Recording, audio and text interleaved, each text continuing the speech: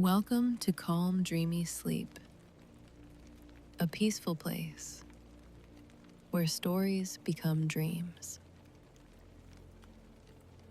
Just relax and slowly close your eyes. Take a gentle breath in and let the day quietly drift away. If this story brings you peace, if you feel calmer, lighter, please subscribe and like. So let's start. Here, the mountains are sacred. Here, the water that flows from the heights is holy. And here, in a small hut built of clay and roofed with olive branches, a boy once learned what it meant to love and what it meant to lose. A soft, warm, like a mother's voice in the darkness. His name was Lucas. The hut where he lived was small and humble. Its walls were made of earth, baked hard by the sun and the wind, but its doorposts were something else entirely. Columns of fluted marble, carved long ago by hands that had turned to dust centuries before Lucas was born. They had been found near the spot where the hut stood, remnants of a time when this place was not lonely and forgotten, but filled with pilgrims and priests and the sound of ancient hymns. The roof sloped nearly to the ground.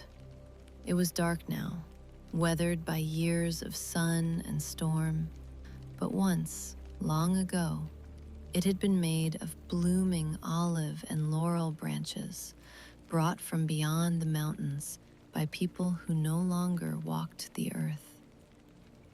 Lucas's mother would sometimes point to those branches and tell him stories of the old days, stories she had heard from her mother, who had heard them from hers. But she did not tell them often, for there were those who ruled this land now, and they did not permit such stories to be told. In the winter, the snow piled high around the hut, sometimes nearly hiding it from view.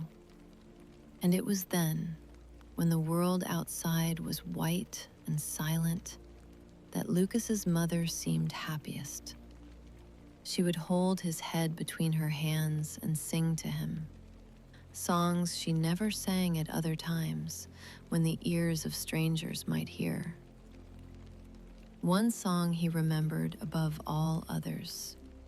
She sang of an old stag standing on the summit of a sacred mountain in a forest of dwarf firs. The stag's eyes were heavy with tears, tears that glittered like dewdrops, blue and red in the fading light. A young roebuck came to him and asked, "Why do you weep such tears?" And the old stag answered, "The stranger has come to our city. He has wild dogs for the chase, a goodly pack. I will drive them away across the islands," cried the young roebuck. "I will drive them into the deep sea." But before evening the roebuck was slain, and before night the hunted stag was dead. When Lucas's mother sang this song, her eyes would grow moist. Tears would gather on her long eyelashes, but she would brush them away quickly, turning her attention to the bread baking in the hot ashes. And Lucas would clench his small fist and cry out in childish anger. But his mother would only repeat the words of the song, softly, sadly, like a prayer that had no answer. They had been alone in the hut for several days when Lucas's father returned.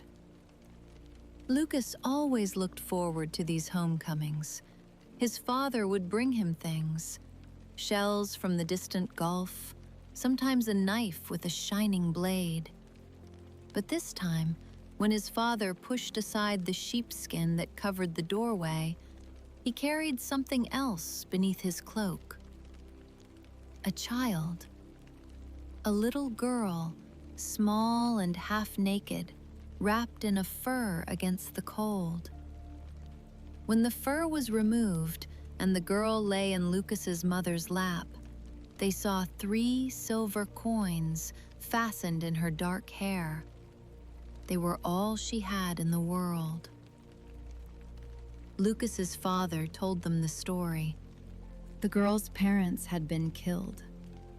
He had found her alone, hiding among the rocks, and he could not leave her there. He spoke of them for a long time, the girl's mother and father, and Lucas listened with wide eyes. That night he dreamed of strangers with hard faces and cold eyes. His father had been wounded. Lucas's mother bound up his arm while he told his tale. It was a deep wound, and the sheepskin cloak was stiff with dried blood. But the little girl, her name was Thalia, was safe now, and she was to be Lucas's sister. Soft, wondering, like a bond forming between 2 young hearts. How pretty she was, how bright. Even Lucas's mother, with her gentle eyes, did not have eyes more gentle than Thalia's. She was to be his sister because of an old custom, a custom that still lived in these mountains, though so much else had been lost. Long ago, Lucas's father and Thalia's father had sworn brotherhood. They had chosen the most beautiful and virtuous maiden in the neighborhood to consecrate their bond. And now, by that same bond, their children were joined. Thalia sat in Lucas's lap. He brought her flowers and feathers from the mountain birds. They drank together from the sacred spring that flowed near their home. They grew up together beneath the laurel roof, winter after winter, while Lucas's mother sang her song of the stag who wept red tears. Lucas did not understand then that the sorrows of his own people were mirrored in those tears. He was too young, too happy. But Thalia understood. He could see it in her eyes sometimes when the song was sung, a knowing, a sadness that was older than she was. One day, strangers came to the hut. They were men from a far country, dressed differently from anyone Lucas had ever seen. They had tents and beds carried by horses, and many armed men accompanied them.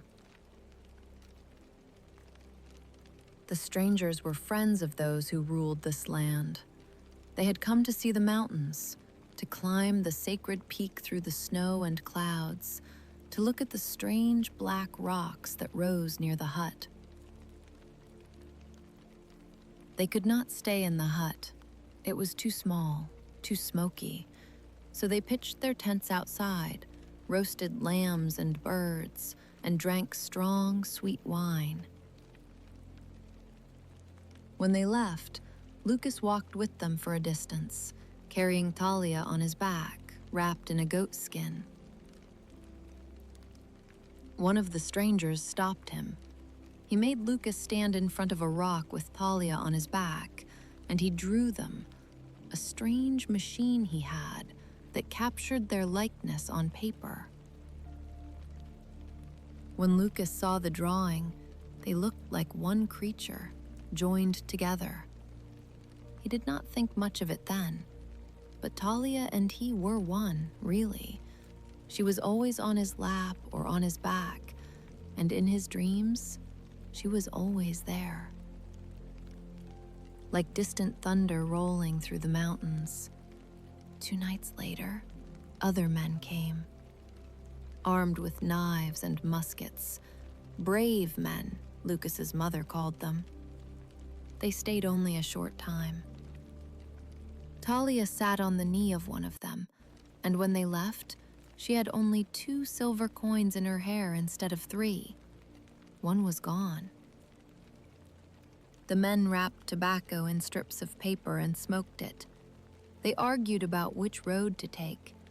Finally, they left, and Lucas's father went with them.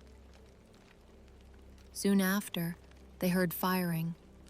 The noise continued, growing closer. Then soldiers rushed into the hut.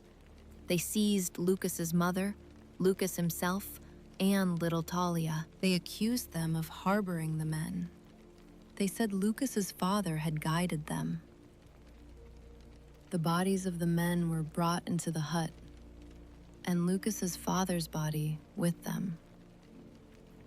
Lucas saw his father lying there, still and silent. He cried until he fell asleep. When he woke, they were in a prison. It was not much worse than the hut, really. The same bare walls, the same cold. They were given onions and musty wine from a tarred cask. It was no worse than what they had at home. How long they were kept there, Lucas never knew. Days and nights blurred together, but eventually, around Easter time, they were set free. Lucas carried Talia on his back. They walked slowly, for his mother was weak and the way to the sea was long. Lucas came at last to a church by the sea. Inside, there were beautiful pictures in golden frames, angels fair and bright. But to Lucas, little Talia was just as beautiful. In the center of the floor stood a coffin filled with roses. His mother told him that the roses represented someone who had died and come back to life, someone whose love was stronger than death. Then the priest announced words of joy, and all the people greeted each other with happiness. Each person carried a burning taper. Lucas was given one, and Talia too. The music swelled, and the people left the church hand in hand. Outside, women were roasting lamb over fires. Lucas and his family were invited to share the meal. And as Lucas sat by the fire, a boy older than himself put his arms around Lucas's neck and kissed him. The boy spoke words of greeting and hope. His name was Andreas. Andreas became part of their lives. Lucas's mother could make fishing nets, and there was always need for them by the sea. They lived near the water now, the beautiful sea that tasted like tears and changed color like the tears of the stag in the song. Sometimes it was red, sometimes green, sometimes blue. Andreas knew how to handle a boat. Lucas often sat in it with Pelia, gliding over the water as swiftly as a bird through air. In the evenings when the sun set, the mountains across the water would turn deep, beautiful blue, one rising beyond another, and above them all, the sacred peak glowing like a crown of gold. The white birds would skim the water. Everything would grow calm and still, and Lucas would lie on his back in the boat, Talia leaning against him, watching the stars appear, one by one. They were the same stars he had watched from the hut in the mountains. Sometimes he could almost believe he was still there, still a child, still before everything changed. And then one evening, there was a splash. Talia had fallen in. Like Speshy was already in the water, already lifting her up. He handed her back to Lucas, and they dried her clothes as best they could, floating there on the calm sea. They did not speak of it afterward, but Lucas knew. Andreas had saved her, and in saving her, he had bound himself to them in a way that could not be undone. The years passed. Talia grew. Lucas hardly noticed it happening. She was always there, always beside him. But one day, he looked at her and realized she was no longer a child. She was a young woman, beautiful as a rose in full bloom. Lucas had grown too, tall and strong. He hunted now, providing skins for their beds. And then one evening, Andreas returned. He had been away for years, traveling to far places, to the great ocean, to ancient fortifications, to distant lands with strange customs. He was tall now, and slender as a reed, with dark skin and strong limbs. He told them stories of all he had seen. Lucas listened with wonder, with a kind of awe. "How much you know," Lucas said. "What wonders you can tell." Soft, significant, like a ceremony about to begin. Andreas looked at him. "The finest story I ever heard," he said, "was one you told me, about the old custom, the bond of friendship." He reached out and clasped Lucas's arm. "Brother," he said, "let us go to the church, as your father and Talia's father did before us. Let Talia consecrate our bond. No people have such beautiful customs as we." Talia blushed like a young rose. Lucas's mother kissed Andreas on both cheeks. And so it was decided. A short distance from the cottage, on a hill sheltered by scattered trees, stood a small church. A silver lamp hung before the altar, always burning. Lucas put on his best clothes, a white tunic that fell in graceful folds, a red jacket that fit tight and close, a cap with a silver tassel. In his belt, he placed his knife. Andreas wore the blue dress of a sailor. On his chest hung a silver medal with a sacred image. His scarf was as costly as any rich lord's. Anyone could see they were about to perform a solemn ceremony. The evening sun streamed through the open door of the little church, touching the burning lamp, glinting on the golden frames of the sacred pictures. Lucas and Andreas knelt together on the altar steps, and Talia came forward to stand beside them. Like a vow spoken in the presence of eternity. She wore a long white garment that fell in graceful folds. Around her neck hung a chain of old and new coins, forming a kind of collar. Her black hair was fastened in a knot, held by a headdress of gold and silver coins, ancient coins, found in some forgotten place. No one had ever looked more beautiful. Her face glowed. Her eyes were like stars. They prayed together in silence. Then Talia spoke. "Will you be friends, in life and in death?" "Yes," they answered together. "Will you remember, whatever may happen, my brother is a part of myself. His secret is my secret. My happiness is his. Everything belongs to me as it does to him."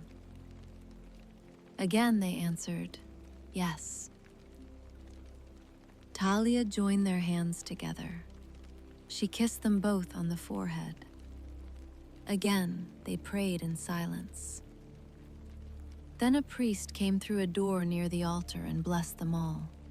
From behind the altar screen, other voices began to sing, a song older than any of them, older than the church itself.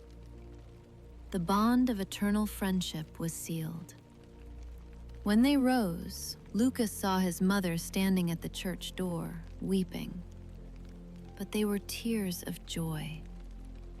Like love, finally spoken.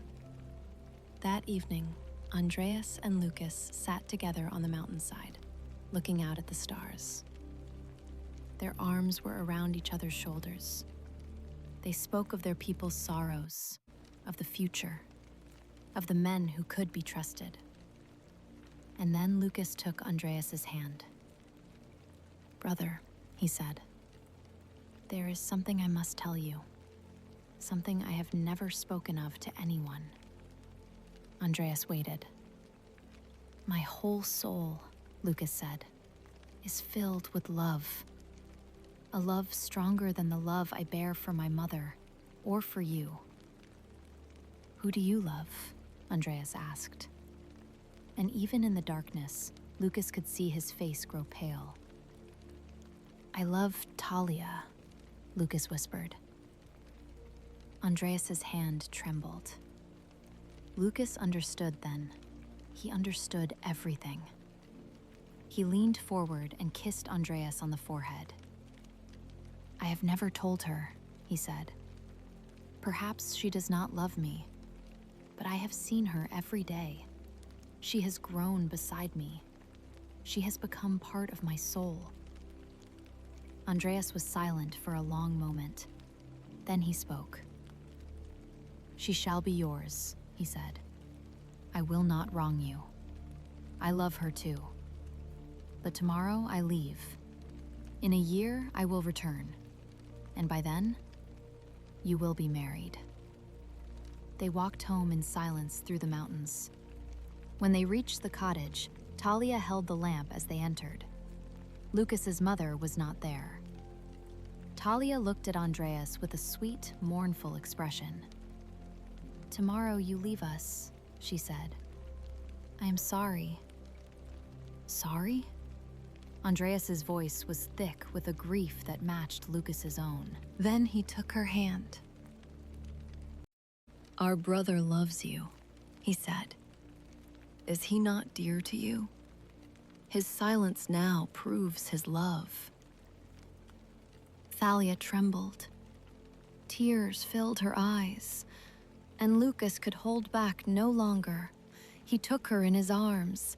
He pressed his lips to hers. The lamp fell to the ground. The room went dark. Dark as the heart of Andreas, who slipped away into the night. Returning to the beginning, to the sacred place. Before dawn, Andreas was gone. He left behind all he had for Lucas's mother. He kissed them each in turn, Lucas, Thalia, the woman who had been like a mother to him. And then he walked away into the mountains, and they did not see him again for a very long time. Thalia became Lucas's wife a few days later. They lived in the cottage by the sea, and then, when Lucas's mother grew old, they returned to the mountains, to the sacred place, to the springs, to the hut with the marble doorposts and the roof of olive branches. And sometimes, in the evening, when the sun set behind the sacred peak and the sky turned gold and rose, Lucas would take Thalia's hand and think of Andreas, of the bond they had made, of the love they had both felt. And he would know that some bonds are never broken, not by distance, not by time, not even by love itself.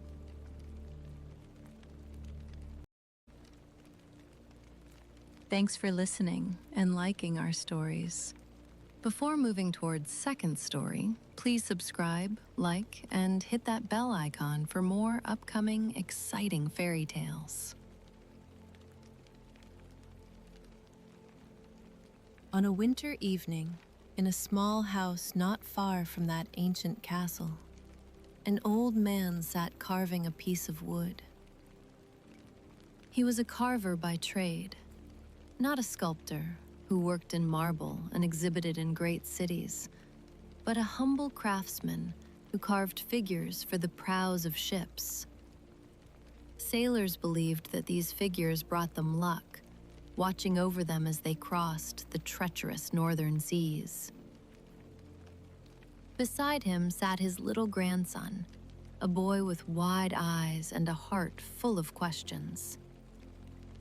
"Grandfather," the boy said, "tell me about this sleeper again, the one beneath the castle." The old man smiled. He had told this story many times before, but he never tired of it, and neither did the boy. Warm and gentle. "There was once a hero," the old man began, his voice soft as the firelight flickering on the walls. "His name was Elian, and he was the strongest, bravest man our land had ever known. When enemies came, he stood against them. When storms raged, he sailed through them. When his people needed him, he was always there. But the time came when he grew old. Not weak, never weak, but old. And he knew that he could not live forever. So he went to the ancient castle by the sea, the castle that guards the narrow strait where all the ships must pass. He went down into the deepest cellar where no one would find him. He sat at the marble table, rested his head on his arm, and fell into a deep sleep. And there he remains to this day. It was as not all," the old man continued, lowering his voice to a whisper. "Every Christmas Eve, an angel descends through the stone walls and stands beside him. The angel whispers in his ear, tells him everything that has happened in the world above during the past year. And as long as the news is good, as long as our land is safe, Elion smiles in his sleep and remains where he is. But if danger ever comes, real danger, the kind that threatens everything we hold dear, then he will wake. His beard will tear free from the marble table, and the stone will crack like thunder.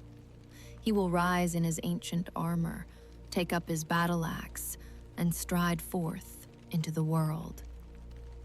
And the blow he strikes will be heard in every country, in every corner of the earth." Warm and gentle, the little boy listened with wide eyes. He believed every word, because his grandfather had never lied to him. The old man continued his carving, shaping the wood with careful, loving strokes. He was making an image of Elion himself, the sleeping hero, with his long beard and his battle axe, standing proud and strong. "Will I ever see him?" the boy asked. The old man considered the question. He looked at the figure taking shape in his hands, then at his grandson's eager face. "He will not wake in my lifetime," he said gently. "But you, my boy, you may live to see it. When the time comes, you will know. We all will know." The old man's hands moved steadily as he worked. He thought of all the stories he had heard, all the tales of brave men and women who had lived and died in this northern land. He thought of the ancient kings who had united kingdoms and conquered enemies. He thought of the queens who had ruled with wisdom and grace. But most of all, he thought of the ordinary people. The fishermen who faced the treacherous seas, the farmers who coaxed crops from the stubborn soil, the mothers who raised children through long, dark winters. "They are the heart of this land," he murmured, almost to himself. "They are why Elion sleeps in peace." Warm and gentle, the fire crackled. The wind rattled the windows. Outside, snow began to fall, dusting the rooftops and the streets and the distant castle towers. The old man's daughter came into the room. She was the boy's mother, a kind woman with gentle hands and a patient smile. "Supper is ready, Father," she said. "You have been working all day." The old man set down his carving and looked at it one last time. The figure of Elian seemed almost alive in the firelight, the armor gleaming, the beard flowing, the battle axe ready in his hand. "It is good work," he said. "The best I have ever done."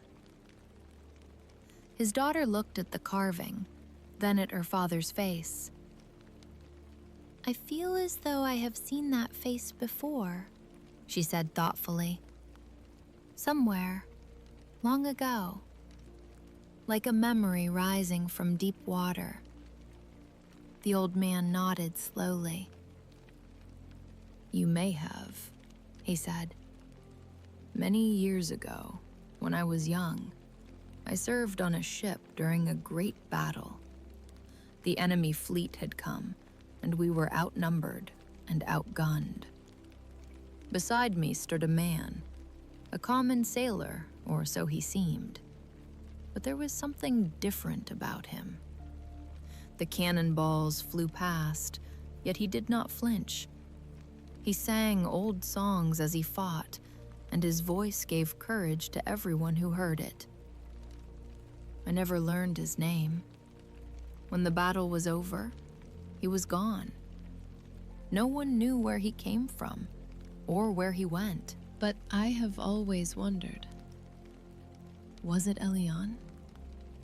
Had he swum up from his cellar to help us in our hour of need?" He looked at the carving again. "That is why I carved his face as I did. It is the face I remember from that day. Warm and gentle. The family sat down to supper. The little boy, tucked in his bed nearby, listened to the murmur of their voices as he drifted towards sleep. The old man spoke of other heroes, not warriors with swords, but heroes of a different kind. Scholars who had mapped the stars and made the heavens understandable. Writers who had captured the souls of their people in plays and poems. Artists who had carved beauty from stone and wood. "Strength comes in many forms," he said. "The lion represents power, yes, but the heart represents something just as important.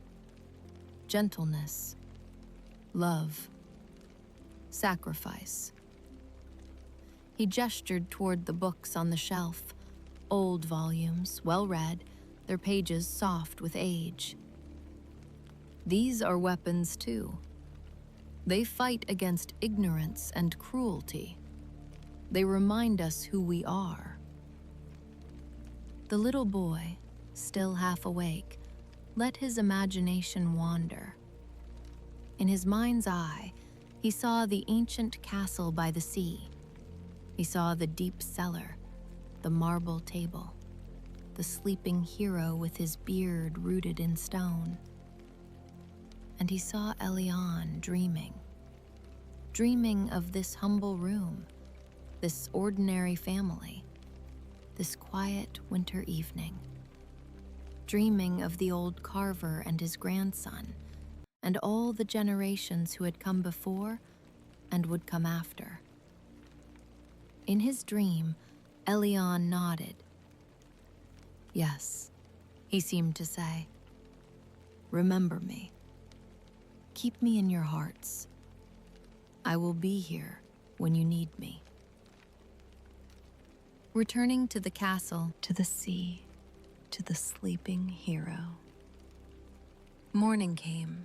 The sun rose over the eastern sea, painting the castle towers in shades of gold and rose. The ships sailed past, as they always did. They saluted the ancient fortress with their cannons. A friendly greeting, nothing more. Boom, boom. The sound echoed across the water. And deep beneath the castle, in the cellar where no living person had ever gone, the sleeping hero heard them. But he did not wake. He smiled in his sleep, and his beard stirred slightly against the marble table. They were only saying good morning, only saying thank you.